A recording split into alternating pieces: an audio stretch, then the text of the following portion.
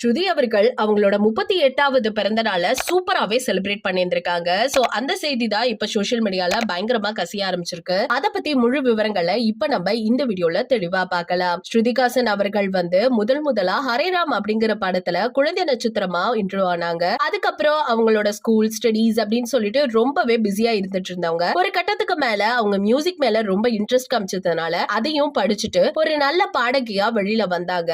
அது மட்டும் இல்லாம தமிழ்ல அவங்க முதன் பாடின பாட்டு என்ன அப்படின்னு கேட்டா கமலஹாசன் நடிச்சுட்டு வந்த உன்னை போல் ஒருவன் படத்துல வானம் எல்லை என்பதுதான் அந்த பாட்டை பாடியே செம்ம ஹிட் அடிச்சுச்சு. மக்கள் மத்தியில இவங்களுக்குன்னு ஒரு ஃபேன்ஸை கிரியேட் ஆனிச்சு. அந்த பாடலை தொடர்ந்து நிறைய பாடலை தமிழ்ல பாடிக்கிட்டு வந்தாங்க. 2011ஆம் ஆண்டு ஏஆர் முருகதாஸ் இயக்கத்துல சூர்யா நடிப்புல வெளியான 7ஆம் அறிவு படத்துல முதலா ஹீரோயினியா உள்ள வந்தாங்க. அதுக்கப்புறம் தொடர்ந்து தமிழ், தெலுங்கு, ஹிந்தின்ட்டு எல்லா பக்கமுமே இவங்க கால் பதிச்சது மட்டும் இல்லாம எல்லா இடத்துலயும் இவங்க முன்னணி ஹீரோயினியா வலம் வந்துட்டு இருந்தாங்க. ஒரு பக்கம் இவங்க கடைசியா நடிச்ச சாலார் படத்தோட பட்ஜெட் ரொம்ப பெரிய அளவுல இருந்ததாவும் இப்ப சோசியல் மீடியால கசிய ஆரம்பிச்சிருக்கு. இப்ப ரீசெண்டா நடிகை ஸ்ருதிகாசன் அவங்களோட பிறந்த நாளை சூப்பராவே செலவிட்டு கொண்டாடிட்டு இருக்காங்க. கிட்டத்தட்ட 21 வயசுல இருந்தே இவங்களோட செலவை இவங்க தான் பாத்துட்டு இருக்காங்களாமா. நடிப்பு ஒரு பக்கம், விளம்பரம் ஒரு பக்கம், இசை விழா, பாடல்கள் பாடுவதுன்னு சொல்லிட்டு அவங்களோட திறமைகளை எந்தெந்த இடத்துல எல்லாம் வெளிப்படுத்த முடியுமோ அதை எல்லாமே வெளிப்படுத்திட்டு இருக்க ஸ்ருதிகாசன் அவர்களோட